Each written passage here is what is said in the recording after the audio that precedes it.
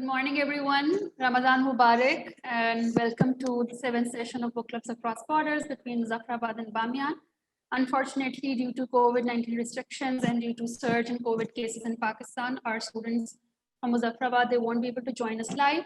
And we also don't have any videos from their side because since the students are not coming to schools, and they are living in very remote areas, so they don't have very good internet connection, and they weren't able to send us videos. But I have still asked their instructor to send us videos as soon as they can so that we can show them to you in our next session, inshallah. So the book that we are going to be discussing today is 99 Nights in Logar by Jamil Jan Kochai. I will give just a brief summary of it before I'll take the conversation towards you. I also read this book a couple of months ago when we had our first session with you guys, with our friends in Afghanistan. This book I found this book to be like an epic adventure set in Logar from the eyes of a boy who lived his early life in Afghanistan, in America, when his parents immigrated to America, and when they used to come back and forth and spend their holidays in Logar. So the whole book is set in 2005 Afghanistan, post-war Afghanistan, when somehow Afghanistan was still at war in some places, and there were remnants of war throughout Logar and throughout the family of Marwand from the eyes of a 12-year-old boy. And there is another very important character in that book, the family dog, Buddha Bash. And he has a very love and hate relationship with that dog. And that whole relationship, it kept on going in that book, that when Marwand was trying to terrify the dog, and then finally the dog loses himself and he gets lost somewhere in Logar, and him, Marwand and his cousins and his uncles, who are somehow almost his age, they all set out in this adventure of finding Buddha Bash. So I just gave a quick summary of this book. So anyone from your side, Bamyan, would like to come up and talk about this book? And I would really love to know that how much Jamil Jan Kochai was able to portray the true picture of Logar in this book. So Bamyan, over to you.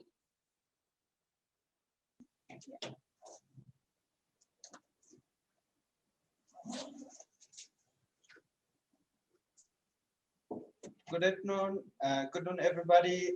Nice to see you again. I'm sorry, I'm not able, I cannot see you. I think the camera is facing towards the students. Maybe if you can come to this side. Okay. The sound is good. Okay. Yes. Yeah. Yeah. Can you please stand in the center? Then we'll be, yeah. That's perfect. Okay. Yeah. Wake up again. Which microphone can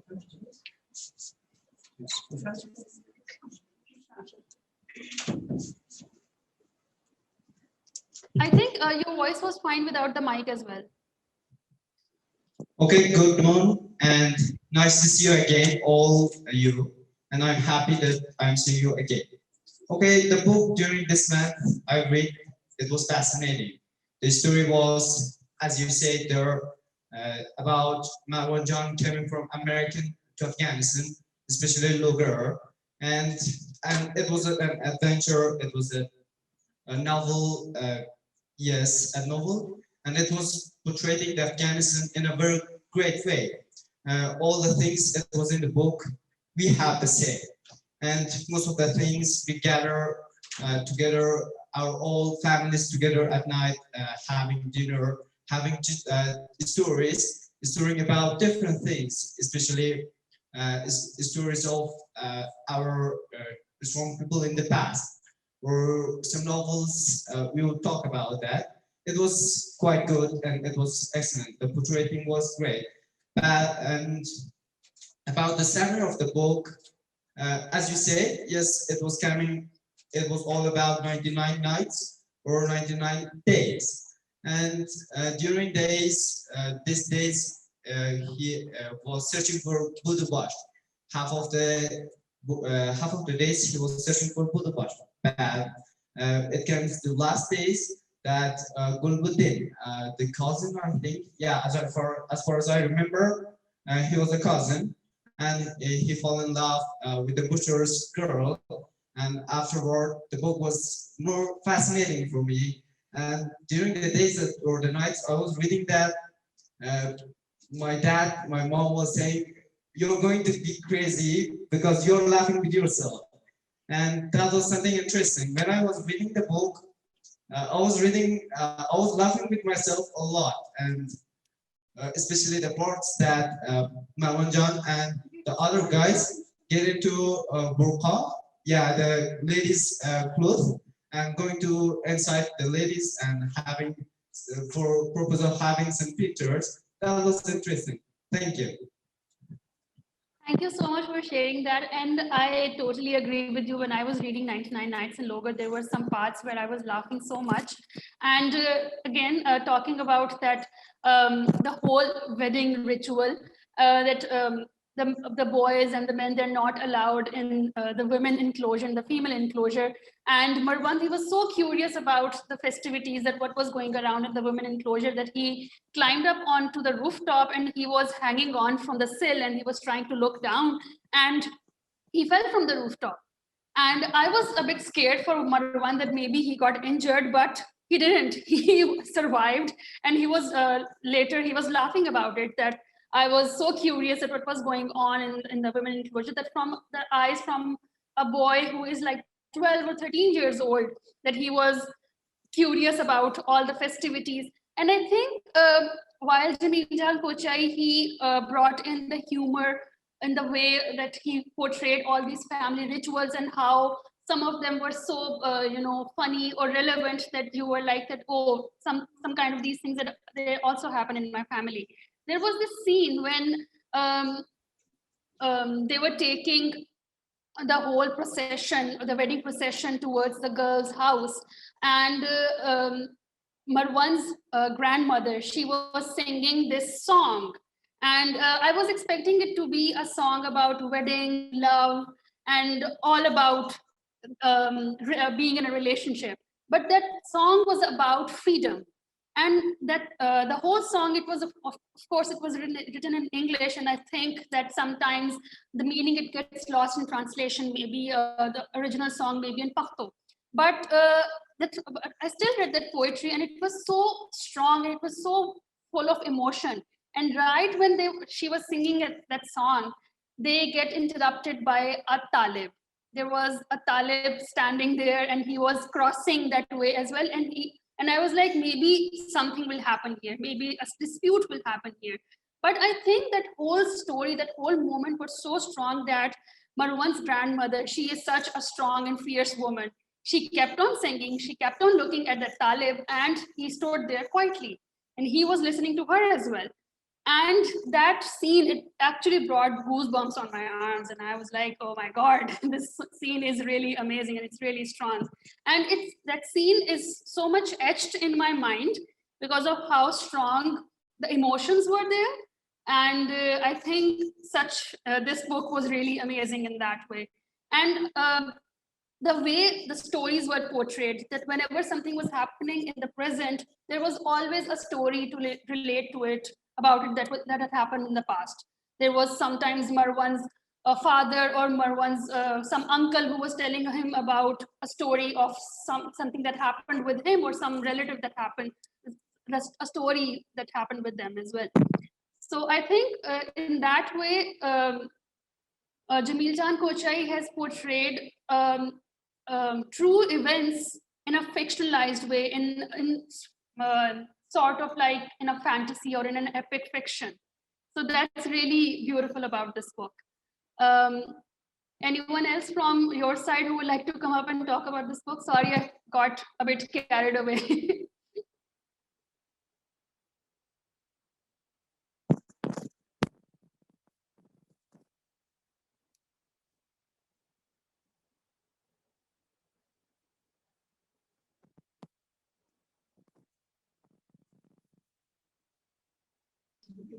I think that was it for Bamyan, but for now they want to just hear from your side. Oh, okay. Alia, would you like to take the conversation forward? So let's talk about the book, right? So the book is 99 Nights in Logar. It is written by Jamil Jan Kochai. Jamil Jan Kochai is a man who traces his ancestors back to Logar. His maternal side was from Logar. His paternal side is from Kochai. He's an Afghan. But he was born in Peshawar because of the Afghan war, and his family migrated to Peshawar. He was born in Peshawar. He went to school in Peshawar, and at a very young age, he migrated to the United States, and he moved to California. And he used to visit Afghanistan every year in the summer, and he remembered those times very vividly. They became a part of his reality, and they became a part of his identity and his personality. So he wasn't just a refugee growing up in the United States. He was an Afghan refugee with roots back in Afghanistan that he was visiting and touching upon every year, or quite frequently. And when you try to understand the character of Buddhabash and his sort of strange fascination with Marwa, and the strange dynamics that are playing between Buddhabash and Marwan, you find that there is some sort of tension here. Like, we see this almost desperation in Marwan in wanting to befriend this dog, and this sort of absolute ferocity in the dog for not taking ownership of Marwan. It's like as if he loves him, but he doesn't want to, because maybe deep down inside he knows that he's going to go away, and he doesn't want that sorrow to remain with him, or he doesn't want to face that loss because he knows that he will go away. And Marwan probably is really wanting to be friends with Buddhabash, because he knows that Buddhabash is for him a connection into his own ancestral roots. So he wants and he's pushing, right? And he's pushing really hard that befriend me and let us become friends, and you know. And as we read the book is pretty much written like a science fiction, like from the imagination of a 12-year-old in reality and fantasy. And he doesn't even know when his reality kind of is overtaken by fantasy, and his fantasy is overtaken by reality. So it's like a very strange mix that we experience throughout. The character of Buddhabash himself, his adventures that they go on, they seem pretty surreal. They seem as if they are coming out of a child's imagination. And I think that is one of the most unique things about this book, that it takes you on a journey of self-discovery as experienced by a young boy who is growing up in two different cultures, and he is owning up to both of them. So Jamil Jan Kochai is very proud of his Afghan roots, but is also very situated in his American identity, like he needed to, and he's very intelligent to have done so. And oftentimes he was probably made to believe that if he accepted his American identity, he was being disloyal to his Afghan ethnicity. And probably that struggle, or that tug that was constantly going on, needed an outlet. And he found that outlet in writing this book, 99 Nights in Logar, because it is a testament to his Afghan roots and to his American identity simultaneously. We see a lot of Persian, a lot of Arabic, and a lot of Pashto words being used in the book, and he did so purposely. Not that there wasn't a word in English, but he wanted to remain authentic in his narration, and therefore he purposely used those words as they were, so that he could do so, right? So there are these things that we see which kind of makes us understand. And as people who have grown up in this region, we have a strange love-hate relationship with our nationalities, with our identities, with our geographic situations. When we are in Pakistan or Afghanistan, we look at our reality and there are so many things that are wrong with it, and we get unhappy with, but they are a part of us. And even when we move away, they always remain a part of us because they are embedded in our existence. They are as real to us as our mind, right? Because it is encapsulated in all of these realities, all um, of these different situations that we find ourselves in. And so this is what it is.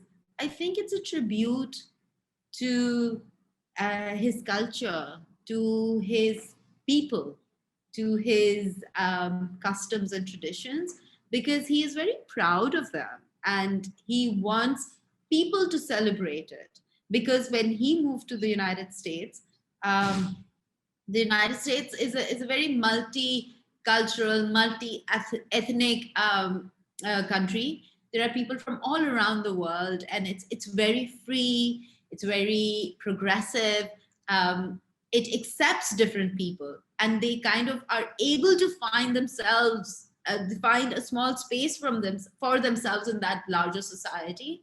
They can earn, they can have houses, their children have education, they have healthcare, so they are taken care of, right? And oftentimes these young children are torn into two worlds.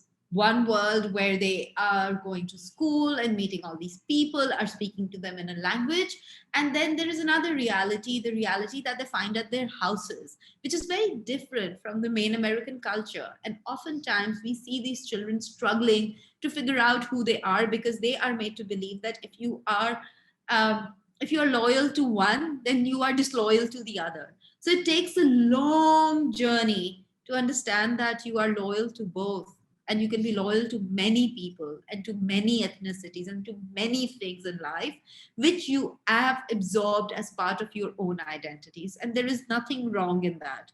But that is something that we discover as we grow older. So when we read this book, we see a celebration of Afghan society, especially in the province of Logar and Kochai, for sure, right?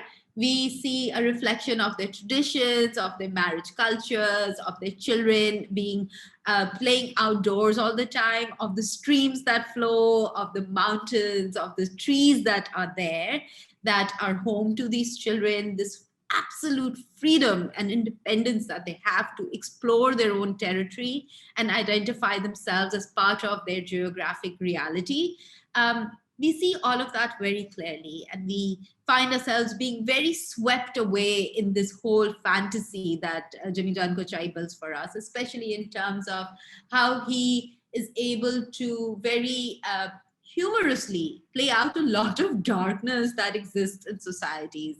I mean, for example, the absolute isolation of the female and the male quarters. It is something that for a Western reader would be very, very strange, but it is a norm in our societies. We don't even think too much about it because we all know of people, family members, friends, neighbors who belong to that school of thought where they believe that men and female quarters are to be separated. And then we have those modern families who kind of are integrating men and women. So we are seeing a mixture of both, right?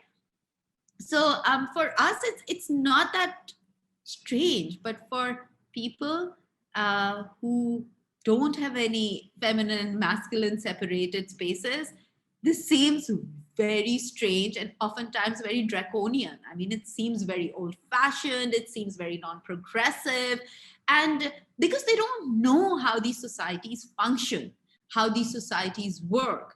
And even though you might have spaces which are separate for men and women, yet the honor and respect that these societies give to their women traditionally is beyond anything that was experienced in the Western world.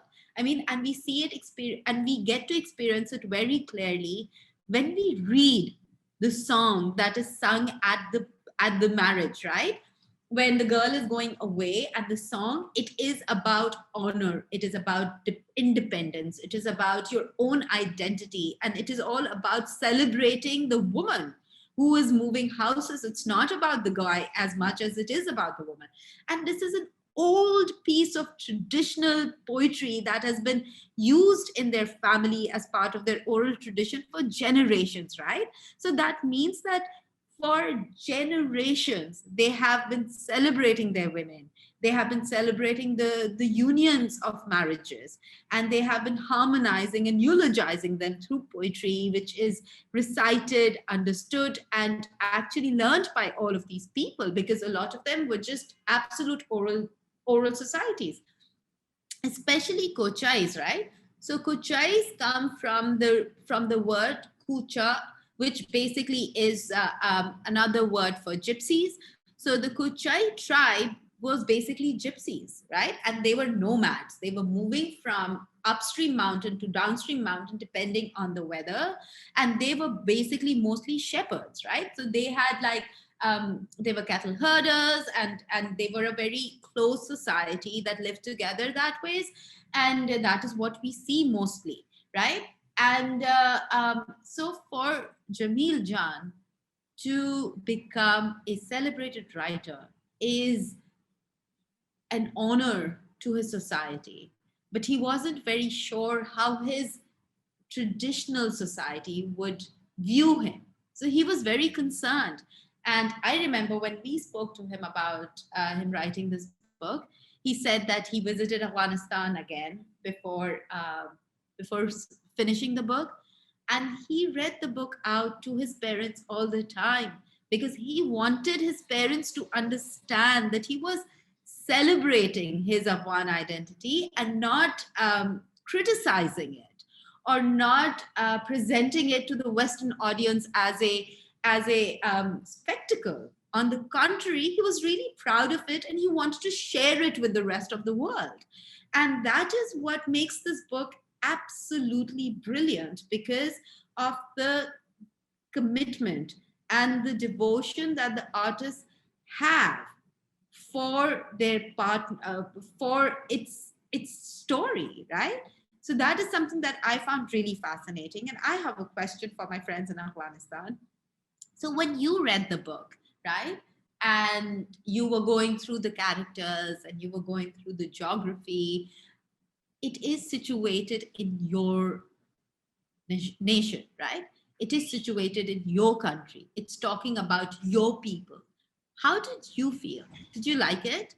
And what are the things that you agreed with, and what are the things that you thought were not done right? So I would love to get your thoughts on that, and then we will take the conversation forward. So Bamyan, over to you.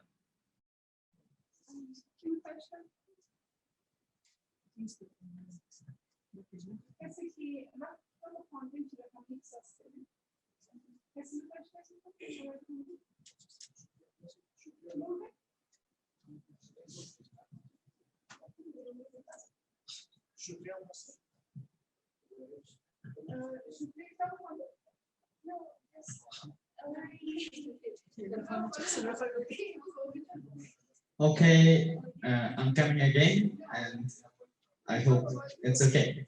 The question you said exactly, I didn't get back. This part was clear for me that did we agree with the things it was in the book, and how was that? Okay, it was okay, and it was great. Yes, the book things, all the things in the book, it was the real thing in Afghanistan. But something has improved. Right now, as we are living in Bamyan, we are not that much so hot on ladies or girls or women. Nowadays, they're more free. Whatever they want, they can do. In the book, it was so hard for them. Even they can't show their face for the other people. But right now, it's not a problem. It's not a matter. And just I want to share this, that this has been improved. I'm not saying that it's wrong. It is okay. In the past, it was used to be like that. But right now, it has been improved. And if anything remained, I would love to hear what's remained and if I could answer. So I have a question for you guys that right in the beginning when we were talking about this book, I mentioned the character of Marwan's grandmother. And I would really like to talk about the portrayal of women in this book. So the books that we have read so far about Afghanistan, they have portrayed women to be very oppressed, that they are not allowed to go out of their houses, to go to schools, to get education, to go to work, to earn a living. But somehow this is also in a way portrayed in 99 Nights in Logar, but I felt when I was reading this book that the women in this book are more empowered, slightly more empowered. So I would really love to know your comments on that what you think about, what did you guys think about the portrayal of women in this book? I would love to hear from girls as well, and also from boys. Anyone can answer it.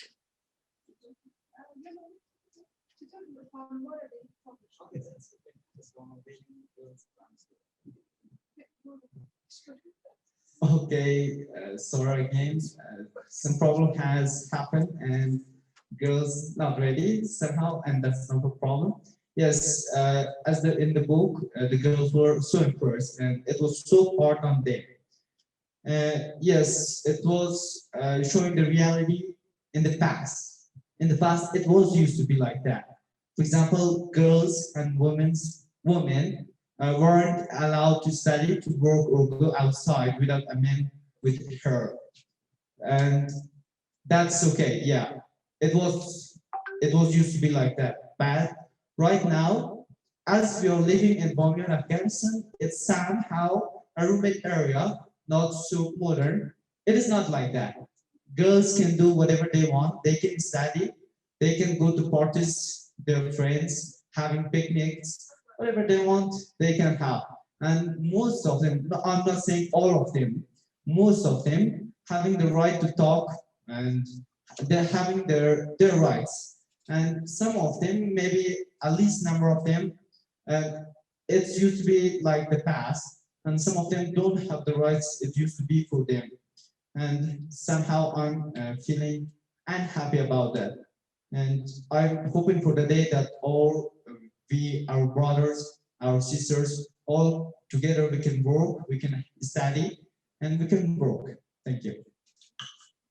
Thank you so much for your answer. Here, I would really love to mention the character of Nabila, who was the aunt of Marwan. I think her character and the grandmother's character, they really stood out for me. So Nabila was this woman who had very little education, but she was into fashion designing. And she used to design clothes, bridal clothes. And she got so famous that her designs were, they used to be sent to Kabul to be sold. So I think Jamil Jan, since he is from an Afghan origin and he used to go back and forth to Logar and he saw his family, how they were changing by time, he also portrayed the women getting empowered by time as well. So I think that really made me happy as well, because the books that I've read so far about Afghanistan, they have shown women to be very oppressed and they were from a foreign author's point of view. But Jamil Jan, I think he brought some justice to this gender as well while writing 99 Nights in Logar. I have another question for you guys. So Jabil Jan Kochai, he portrayed Afghanistan from the eyes of Marwan while living with his maternal family. Why do you think it was important, or why did the writer choose to show Afghanistan from the institution of family? Why do you think it brought more light into the true colors of Afghanistan? What are your thoughts on that?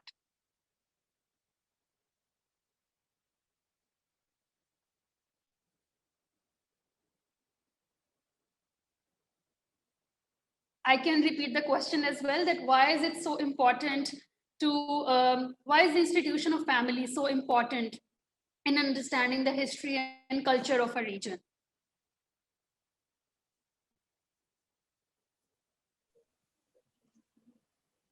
Yes.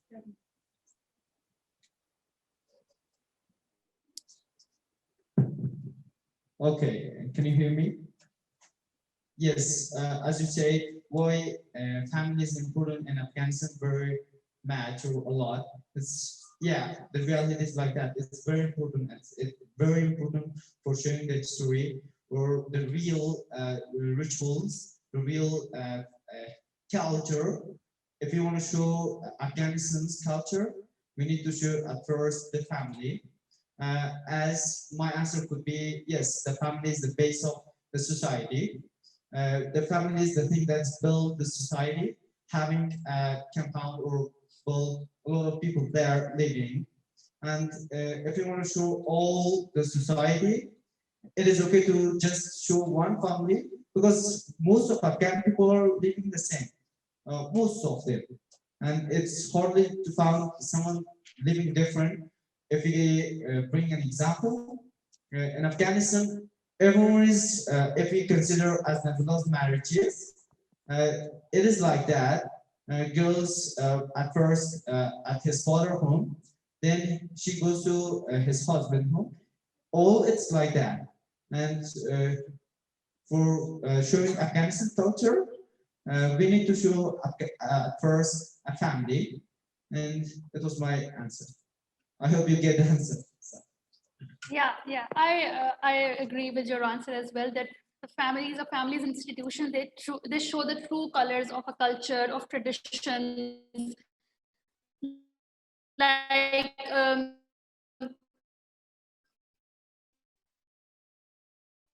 if it was that how if a boy he likes a girl, how the whole process starts.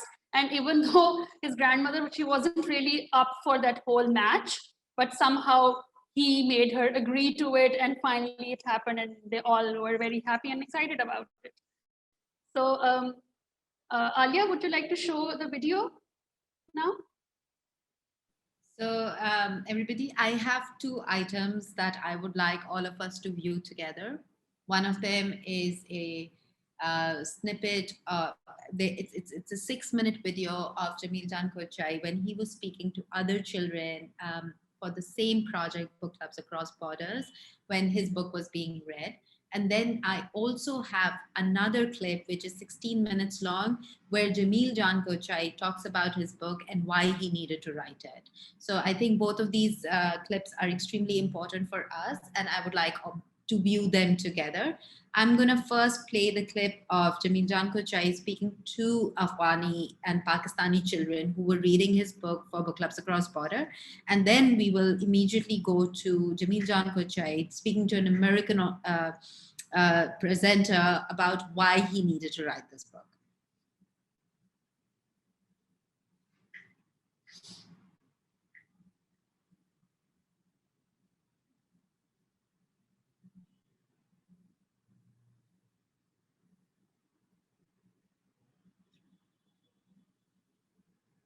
In California in America, but I was born in Peshawar, Pakistan, and I came to the States when I was about 1 year old, and so I grew up my whole life sort of being told stories about Afghanistan, being told stories about my father's village in Logar and my mother's childhood in Logar.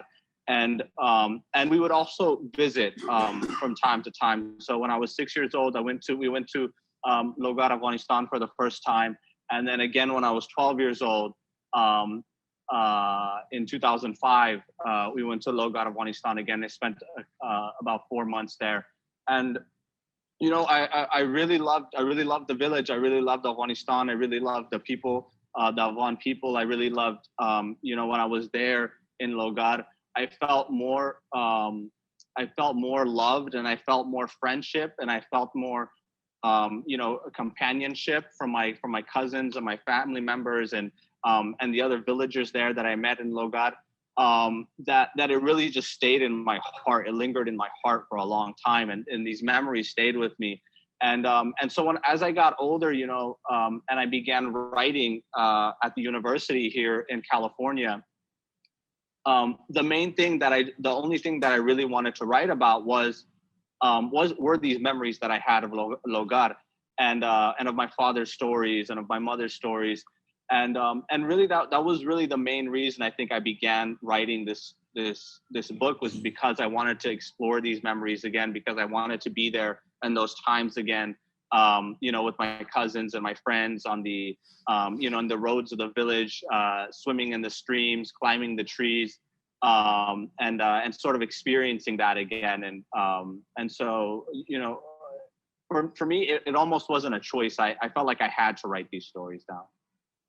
One of the most difficult parts of writing this book was first like the historical research that it went into the book. I really wanted to, in the book, I'm exploring history in Logar and of what happened, in my father's home village in Logar, Afghanistan. And it was important for me that I made sure that I got certain elements of that history correct, that these, these incidents that occurred, that I brought light to those incidents. And the other thing was, there are also other elements of this book that are very personal and that are very, precious, especially to my father. Certain parts of the book, I'm exploring my family history, and I'm exploring, very tragic events, the death of loved ones, the murder of loved ones. And when I was writing those chapters and when I was writing about those people, it was really important to me that I did justice to those stories, that I made sure that I told like a certain truth about those stories. And so I would make sure I would go and I would interview my father and I would talk to him about these times. And those were, I think, some of the most difficult conversations that I would have. It's very difficult for my father to speak, for example, about, the Soviet war and the things, the killings and the bombings that occurred in Logar at that time. But alhamdulillah, my father was very supportive of the book. My family has been very supportive of the book. So anytime I had a question or I needed them to retell me a story, they've always been very willing to help. And so, I think without their support, I might not have ever been able to finish this book. I really owe a lot to my parents and to my family as a whole.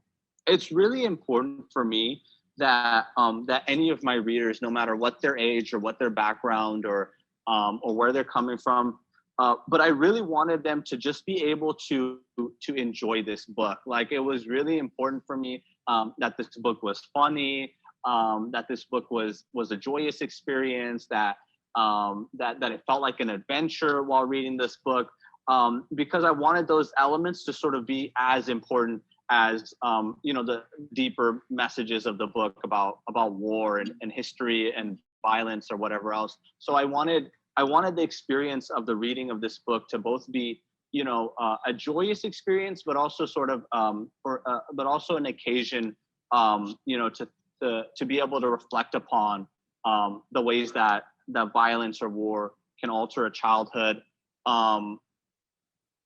or also, an opportunity to reflect upon our own childhoods and our own memories and the ways that the ways that our own childhoods or our own memories have been changed by different political circumstances that have been out of our hands. I wanted it to be a really, I wanted it to be authentic and sort of true to the voices and to the stories that I experienced in my own household, or even in other households, with my friends and my Afghan relatives. And so that's why I ended up incorporating those elements of Pashto and Farsi and Arabic or whatever else, just because I wanted it to be true to the voice that I grew up sort of speaking and hearing.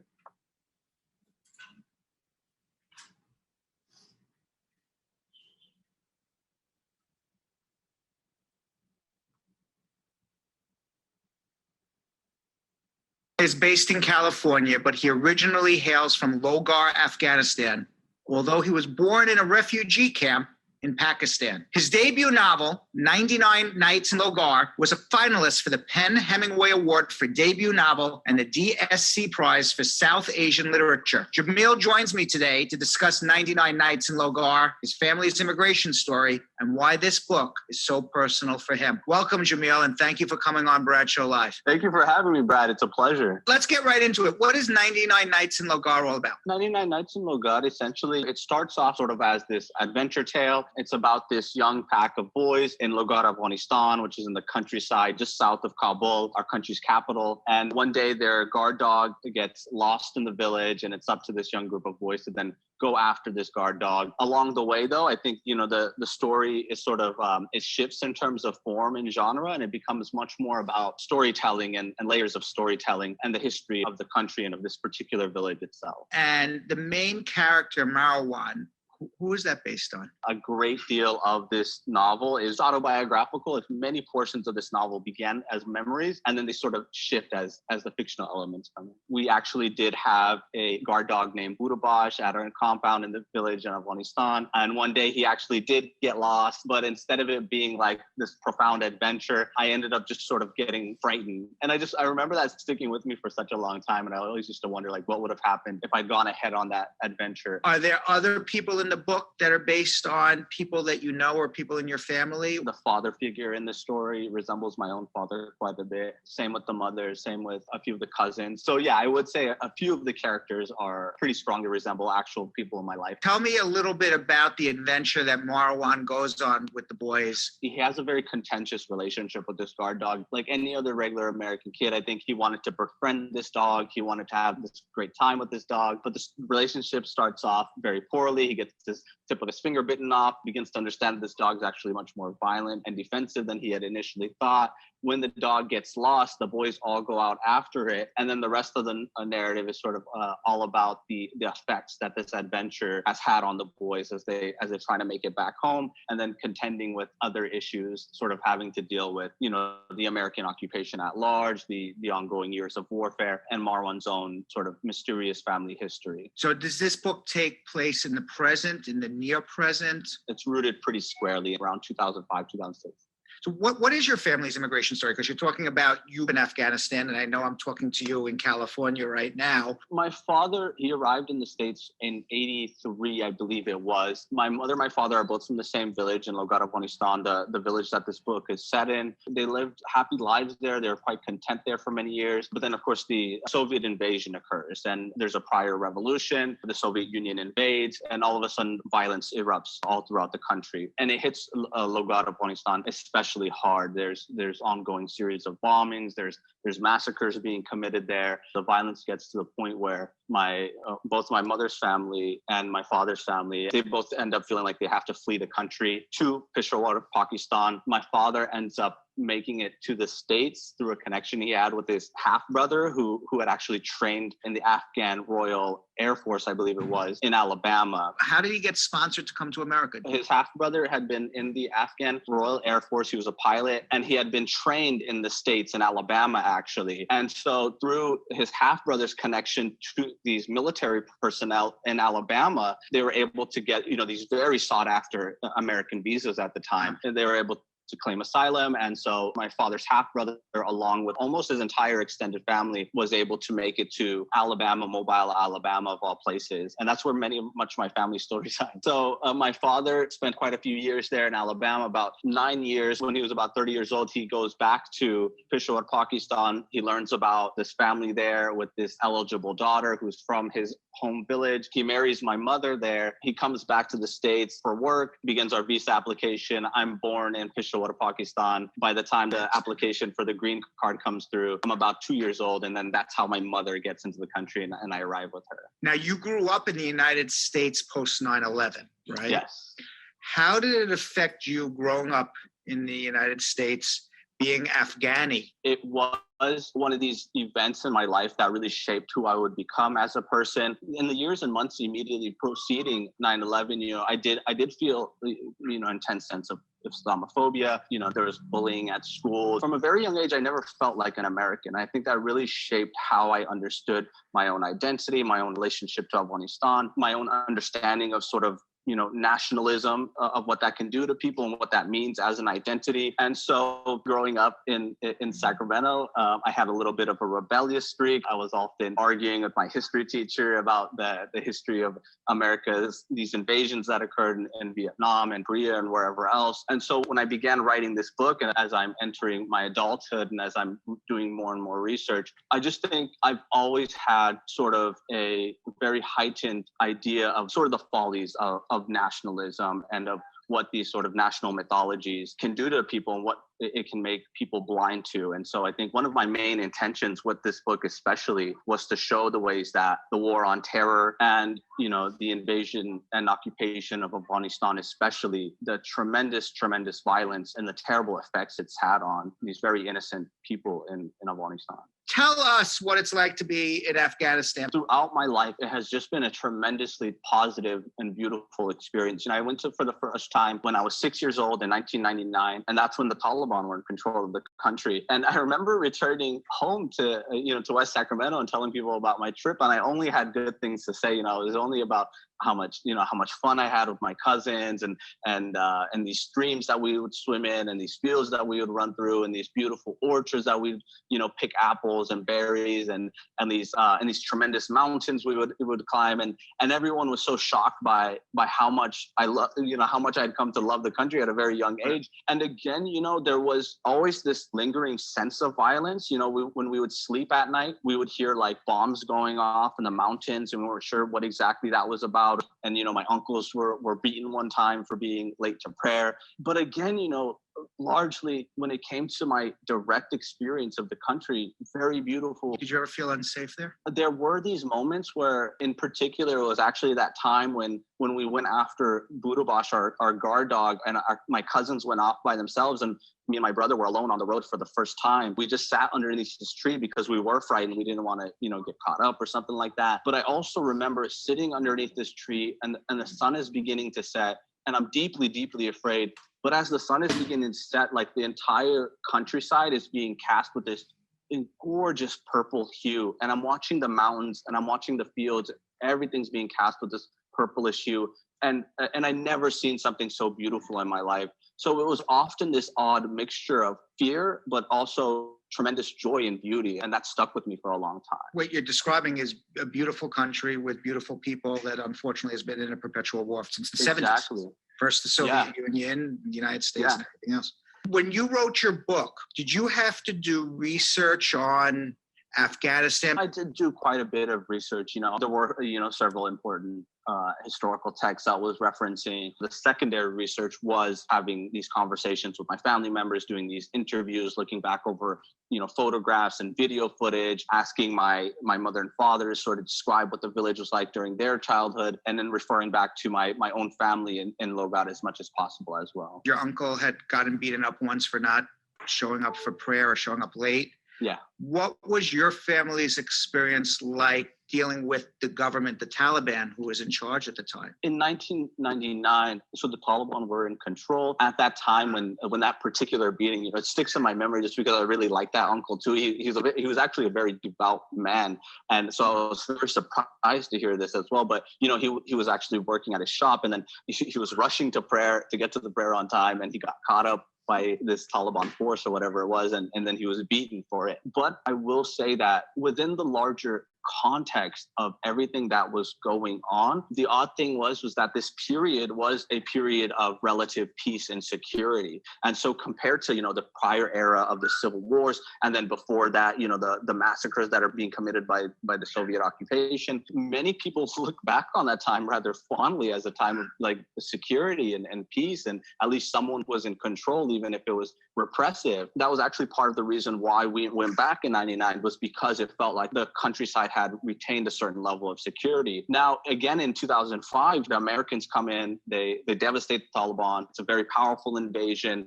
They retake control. And in 2005, it's a period of relative security again, this time from the American and the government forces. But again, there's also, this lingering sense of repression. There's checkpoints set up all throughout these villages. You would see just, armed men and tanks all over the place.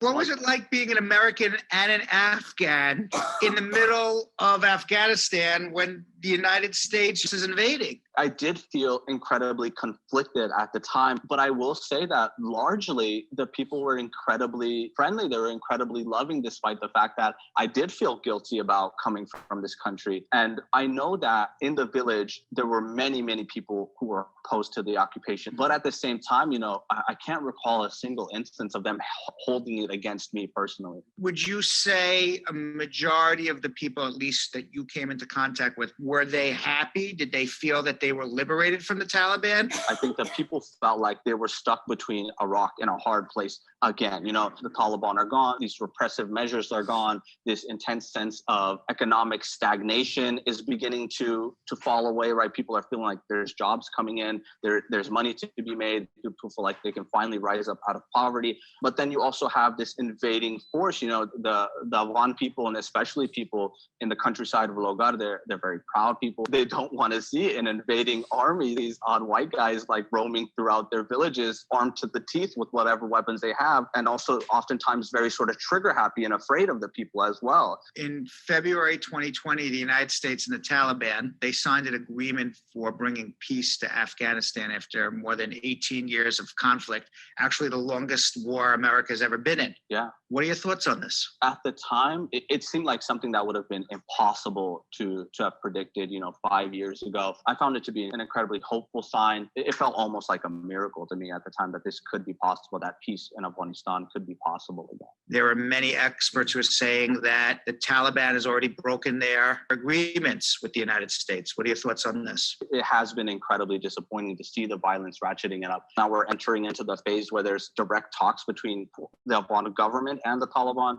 At this point, I'm just hoping that at some point both sides are going to realize that this ongoing warfare, it's just leading to more deaths, it's just leading to more loss, and ultimately it's going to benefit neither side. Let's go back to your novel, 99 Nights in Logar. Somebody reads the novel. What do you want them to learn from this? That's a good question. I think more than anything, what I want to come through with this novel is not only, for the reader to understand the incredible beauty of Afghanistan, the incredible beauty of this particular village in Afghanistan, but I also want my reader, and especially my American readers, to sort of begin to understand the ways that this occupation and the ways that the ongoing warfare has so warped and so shaped and so negatively impact the lives of the people in Afghanistan, but especially the lives of children.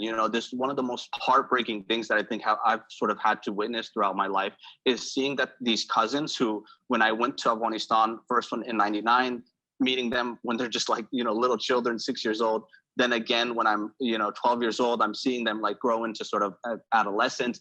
And then watching the ways that their lives have been shaped and irreparably altered by this war. It's so deeply heartbreaking to see the ways that violence has changed their lives and forced them into these terrible, terrible situations. And I wanted that to come through in this novel. One of the chapters in the book is actually written in Pashto. Okay. How did that come about? This was a chapter that I knew was sort of at the heart of the novel itself. It was a chapter that I'd been sort of dreading having to write. It's rooted in this actual tragic event that happened in my family's life. And when I got to that point, I kept trying to write it and it just wasn't coming through. I couldn't capture that profound sense of loss. I couldn't get the characters right. I couldn't get the movements and the language correct. And I began to realize perhaps this actually isn't my story to tell. Pashto, it's in many ways, it's a dying language. It belongs to people that have been for centuries harassed and oppressed. And what ended up happening was that I asked my father directly, would you actually mind telling this story from your own point of view,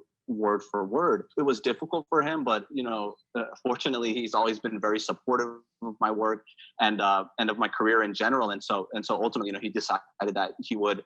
And of course, my father, he speaks Pashto. That's his native language. That's the language he tells all his stories. And I thought, go ahead and tell it in Pashto. And so he told it in Pashto, and translating it into English, it felt wrong to me for some reason. I couldn't even place what exactly it was, but so much of the novel, it contends with these issues of translation and representation and what can be known and not known. And so I got to the point where I thought, I'm actually just going to leave it in his exact voice, in Pashto, in that script. And that's how I'm going to leave it in the novel. And I think I just went in hoping that like my reader would sort of understand that the story had to be told in this way. Where can people find out more about you and 99 Nights in Logar?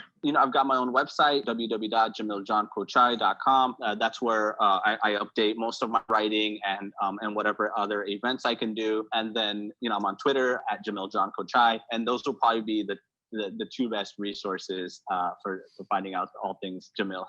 I always try to stress as much as possible, seeking out your local independent bookstore. It's also available on bookshop.org, which is a great website, very handy. The proceeds from their website goes to your local bookshops. Are you working on any other books? I'm currently working on a book of short stories. We always like to end our interviews by asking our guests what their American dream is. Tell us what your American dream is. What I dream about is that someday peace will arrive in Afghanistan and in Logar.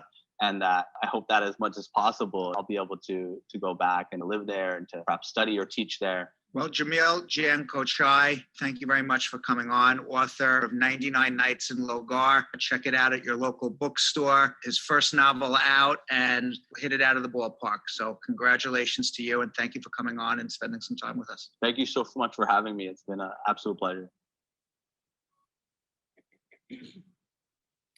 So that was Jamil Jan Kochai explaining his book, and I thought it was really nice to have a listen to it and to understand what made him write this book, because when we met him for the first time through the book club, what I realized was he absolutely adores his Afghan identity. He adores his people, and he feels most at home in Afghanistan, and he cannot wait for peace to be a reality in Afghanistan so he can be there with his people and serve them. So it's very touching and it's very emotional, and it makes one realize something very, very important, and that is that oftentimes we are forced to leave a country, but we don't leave it. We take a piece of it with us in our heart as a memories. And that is what happened to this family. And he wrote it, and he wrote about it, and he shared his experiences with so many people across the world, people who could be influenced by it, people who could be impacted by it, people who could appreciate his thoughts and probably empathize or sympathize with it. So it's something that is really, really, really wonderful. And this book, I truly believe, is a lovely book and should be read by all Afghan people, because I think in it we see a ray of light. So on that note, I'm going to say Khudafiz here from Pakistan, and I look forward to seeing you all next month with a new book and new conversations to have. Until then, we wish all of you a very, very blessed Ramzan. We pray that God is kind and generous and full of his bounty and grace for each and every one of us. And we experience the coming of a new world, a more peaceful, a more happy, a more content world for places, especially places around the world which are living in a flux and which are living in a state of war. So please do remember all people suffering around the world in your prayers. Keep your hearts clean, keep your focus straight, and never ever give up on the thought that you can change the world. So that's it.